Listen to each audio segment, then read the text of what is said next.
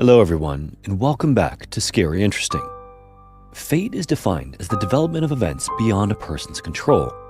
So in this video, we're going to look at 4 individuals who through no fault of their own were victims of extremely strange and disturbing simple acts of fate. As always, viewer discretion is advised.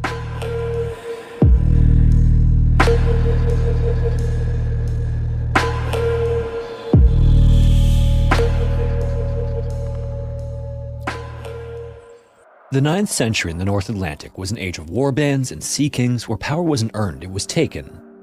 Across Norway, King Harald Fairhair had unified the land through brutal conquest, but victory came at a cost.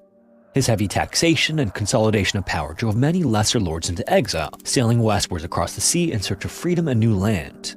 These Norse exiles would make their way to the Scottish islands of Shetland, Orkney, and the Hebrides Islands before launching raids into the Scottish mainland. However, still determined to bring them under his command, Harold launched a fierce campaign around 875, retaking the islands in bloody battle. In the aftermath, he rewarded his loyal Jarl Ronvald Eysteinn with lordship over Orkney and Shetland. He would then pass this lordship to his brother Sigurd Eysteinn, who was a warrior whose ambition matched his ruthlessness, and Sigurd immediately seized the opportunity. As Earl of Orkney, he both fortified his rule and expanded relentlessly, forging alliances and launching raids deep into Scotland. For nearly 20 years, Sigurd's power grew and he became one of the most feared warlords of his age. Even at the height of this power though, his conquest was not without resistance. The land was far from empty. It belonged to chieftains, clans, and warriors who had defended it long before the longships ever arrived on their shores. And among these who refused to bow was a man named Malbright. While the details of his life are obscured by time, legend remembers him clearly as a Pictish or Gaelic chieftain who ruled near what is now Inverness. He was also known as a man with a striking feature that earned him an unforgettable nickname, Malbright the Bucktoothed. His land was also strategically vital, lying directly in the path of Sigurd's growing ambitions. And as Sigurd pressed deeper into Scotland, his raids became more aggressive and his incursions more frequent. Malbright had soon watched long enough, and eventually the two men's worlds collided. Tensions escalated into the threat of open war, and rather than subject their forces to a prolonged campaign of bloodshed, Malbright proposed an honorable battle of 40 men on each side. No armies, no surprise attacks, just warrior against warrior in the old way. Sigurd agreed to this, and it should have been a moment of mutual respect and an attempt to avoid senseless slaughter while settling a bitter conflict. But Sigurd had no intention of playing fair. When the time came for the confrontation, he would bring 80 men, not 40, and disguise the deception by having each pair of warriors ride together on one horse. Malbright, meanwhile, kept his word, but as the two parties approached the battlefield, the deception quickly unraveled. Malbright spotted something wrong, and his famous line, supposedly spoken to his men before the battle, has survived the centuries. It was, quote, "Sigurd has made fools of us. I can see 2 men's legs on the flanks of each horse." It was too late to retreat though. Malbright and his men had been betrayed, outnumbered 2 to 1 in open ground, but they still stood and fought. The Pictish warriors then clashed with the Norse invaders in a desperate attempt to defend their homeland, but against superior numbers and coordinated tactics, they were overwhelmed. What followed was a slaughter. Malbright was killed along with the entirety of his 40-man company.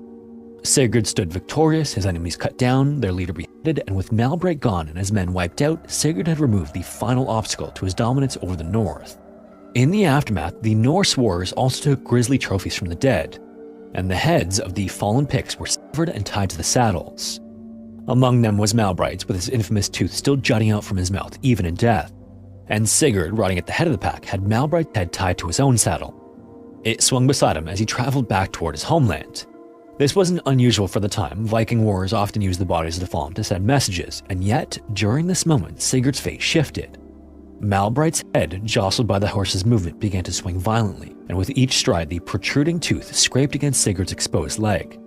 It wasn't much, just a small graze on the calf, but it drew blood. As Sigurd returned home, the dull ache in his leg began to pulse. Soon, pain began to flare behind the calf muscle and heat radiated from the wound before fever set in.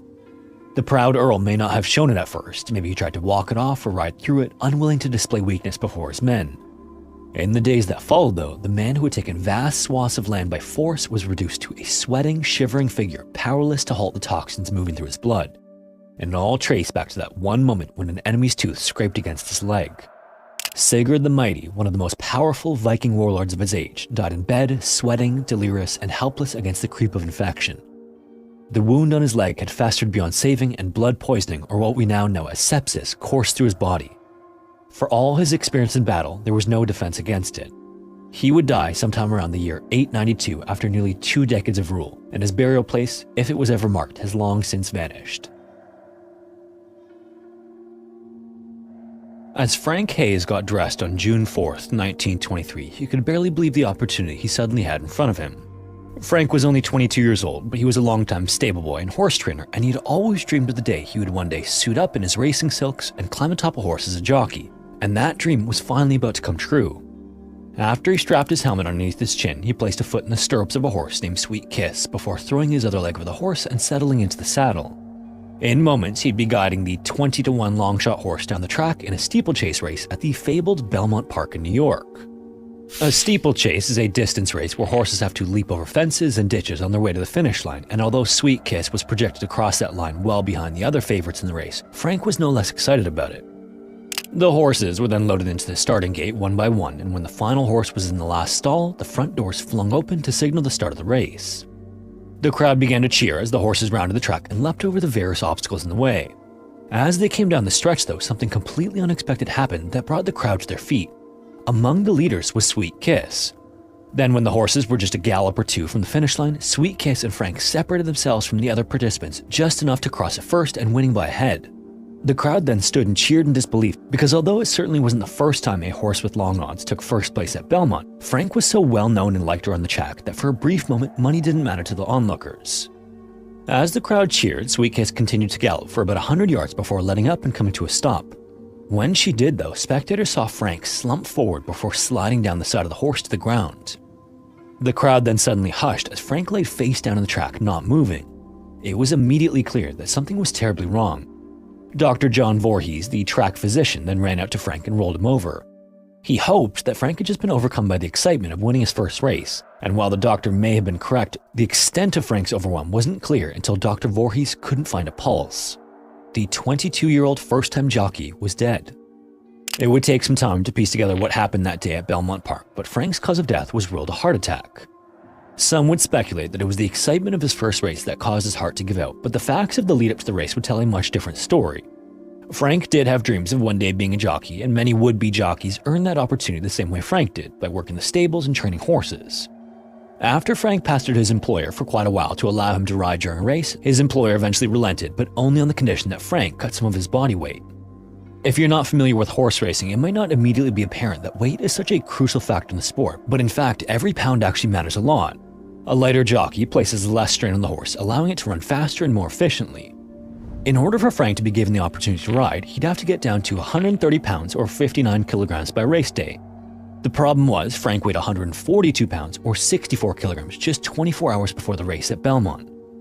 He then immediately began denying himself food and water while pushing through an intensive exercise regimen. It was said that he lifted weights, jogged, and twisted his body into contortions, all in a desperate effort to strip away the final pounds that would allow him to race on June 4th. Such extreme measures weren't uncommon in the sport, where maintaining a competitive weight often required relentless sacrifice, but for Frank, it may have proven fatal. When he climbed into the saddle that day, more than a handful of track workers noticed that he was pale and visibly exhausted. After the gate swung open, with each stride drawing the horse and rider closer to the finish line, Frank's heart likely pounded from the adrenaline rush, and then it failed. As Sweet Kiss raced toward the finish line, Frank remained upright in the saddle, his body still locked in position. Only well after the mare crossed the finish line did anything appear to be out of the ordinary. And more than 100 years have passed since the race, but it's still unclear when exactly Frank's heart gave out. Although photographers of that period were not used to shooting steeplechase races, one managed to get a shot of Frank and Sweet Kiss mid-jump over one of the obstacles, with Frank looking very much still alive. He was remembered as a kind and hard-working man who was popular among his fellow stable-hands. Sadly, Sweet Kiss never raced again, and according to the lore, the incident earned her the nickname Sweet Kiss of Death. Frank still holds a unique place in the record books as the only dead jockey to ever win a horse race.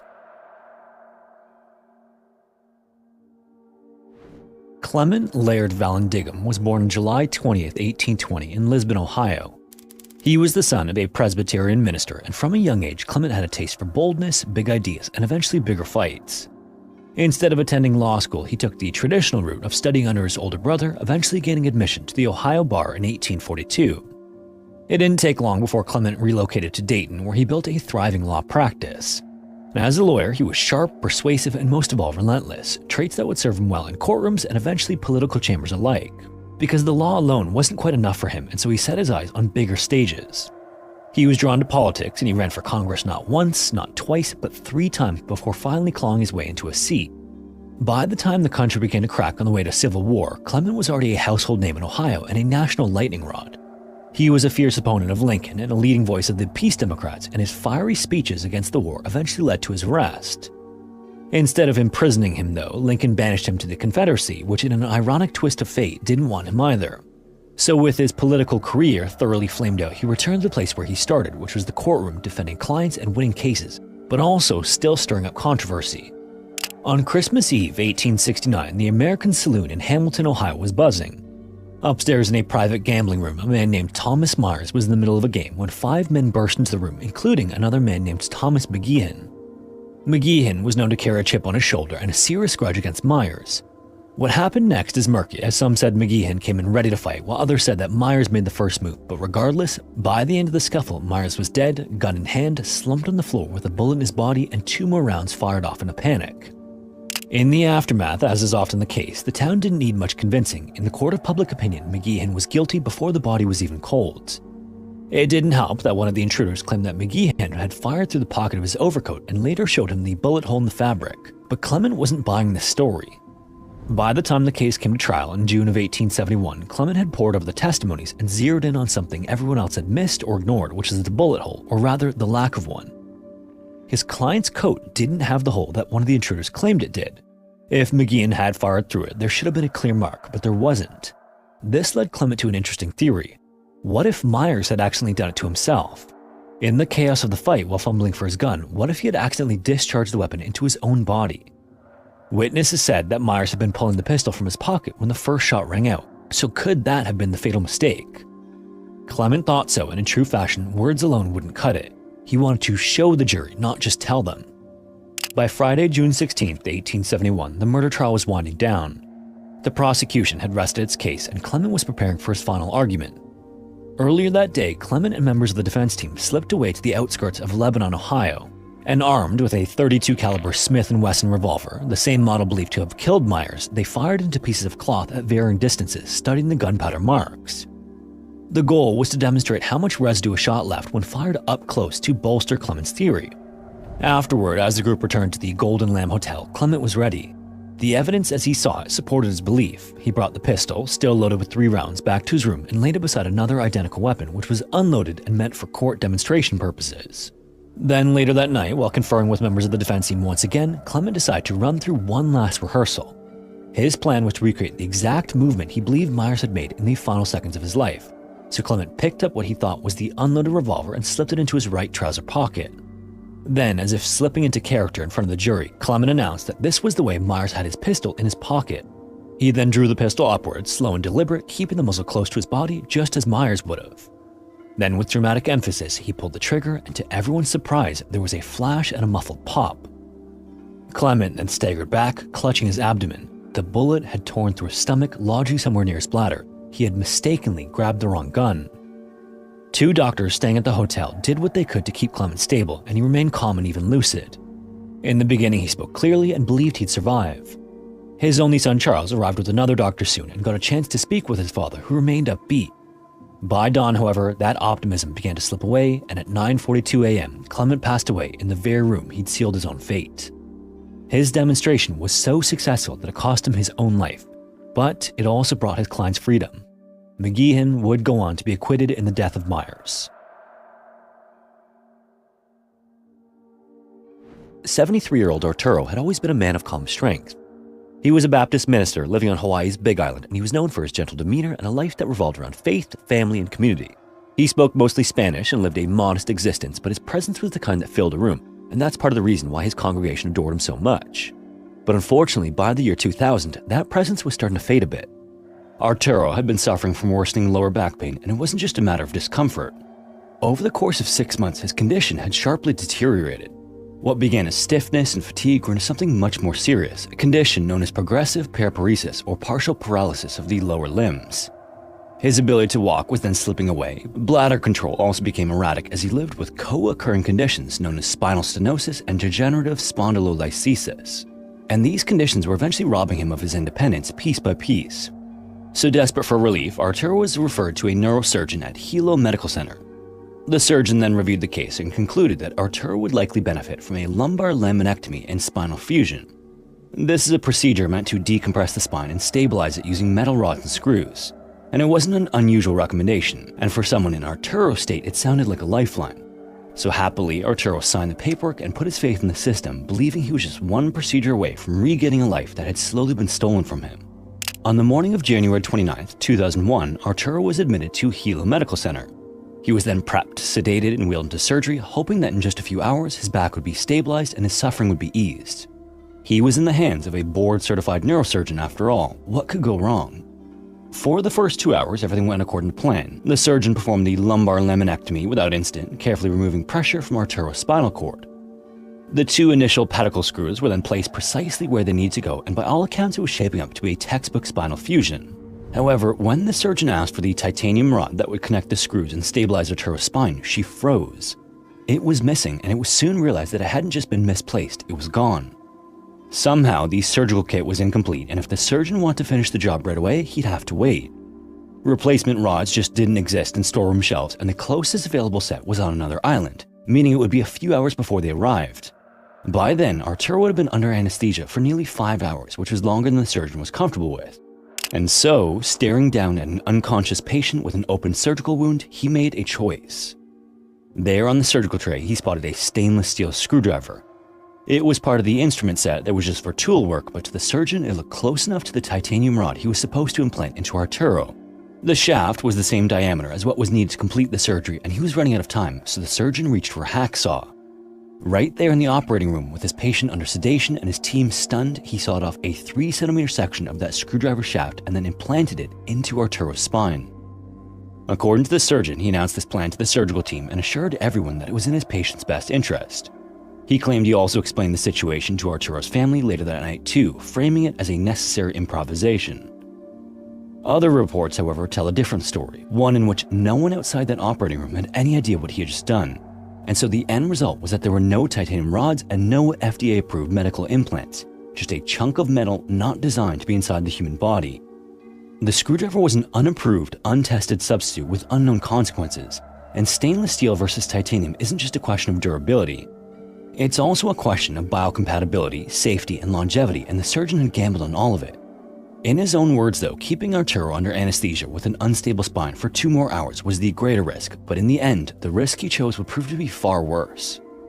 But at first, there wasn't really a sign of what lay ahead. Arturo came out of the surgery groggy but alive. No one told him what had really been implanted into his back. No one mentioned screwdrivers or hacksaws. The hope, it seemed, was that the makeshift solution would quietly do its job until it could be replaced. But 3 days later, everything came crashing down. It was just a simple fall that Arturo suffered, but when your spine is being held together by a piece of metal never meant to bear the body's weight, a simple fall is all it takes to break everything. The screwdriver implant snapped, fracturing into pieces. This resulted in a second surgery being performed the next morning. This time a proper titanium rod was inserted, but by then the damage was done. Arturo had gone from man seeking relief to one permanently paralyzed. The fall that broke the screwdriver in his back triggered a cascade of complications. And over the next 2 years, Arturo would undergo 3 additional surgeries in an attempt to repair the surgical and neurological damage. None of them restored what Arturo had lost though. Instead, he became a paraplegic, incontinent, and bedridden, and his independence was gone, and he was now entirely dependent on the care of his sister. The man who had once delivered sermons, who had offered hope and comfort to others, now needed help just to sit up in bed. His condition then continued to worsen until on June 18, 2003, Arturo passed away at the age of 76. The official cause of death wasn't the screwdriver, but it's believed it directly contributed to his sharp decline. His quality of life had also been stolen, and his body never truly recovered. And neither did his family, obviously, but what they didn't know just yet was how deep the betrayal really ran. Because it wasn't just a single botched surgery, it was part of a pattern. In the aftermath, Arturo's family rightfully had questions after his death. His recovery hadn't just gone poorly, it had gone disastrously. They knew something wasn't right, but the truth didn't come from a doctor's mouth or even a hospital report. It came from the garbage. After the surgery to remove the broken screwdriver shaft, nurses retrieved the metal fragments from the garbage where the surgeon had disposed of them. And thankfully, the nurses didn't keep quiet. Instead, they brought the pieces to a lawyer and told Arturo's family what had really been inside his back. And shortly after, as the family began digging into the surgeon's background, what they found was worse than anyone could have imagined.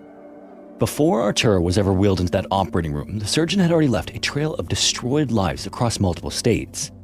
His medical license had been suspended in Oklahoma and revoked altogether in Texas.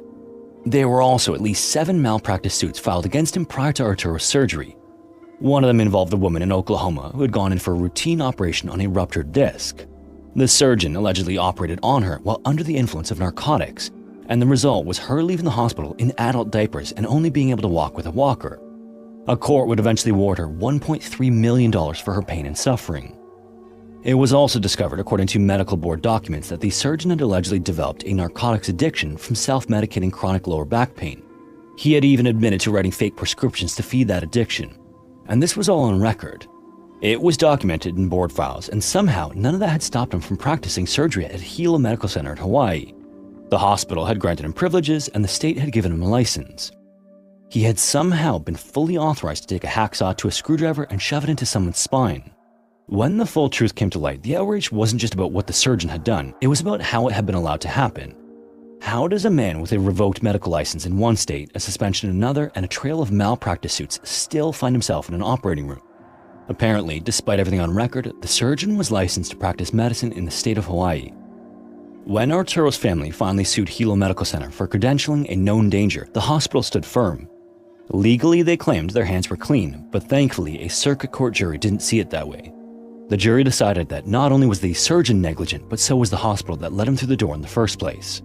Arturo's family would eventually receive $5.6 million for that negligence. The surgeon's medical license was then finally revoked in Hawaii, and he packed up and moved to Kansas, where he attempted to apply for a new license. Fortunately, someone in Kansas saw the red flags and waved him off the field. He eventually withdrew his application, and he is no longer legally allowed to practice medicine anywhere in the United States, but the damage had already been done. If you made it this far, thanks so much for watching. If you have a story suggestion, feel free to submit it to the forum found in the description. Also, if you want to support the channel, consider joining the Patreon or becoming a channel member here on YouTube. Anyways, thanks again, and hopefully I will see you in the next one.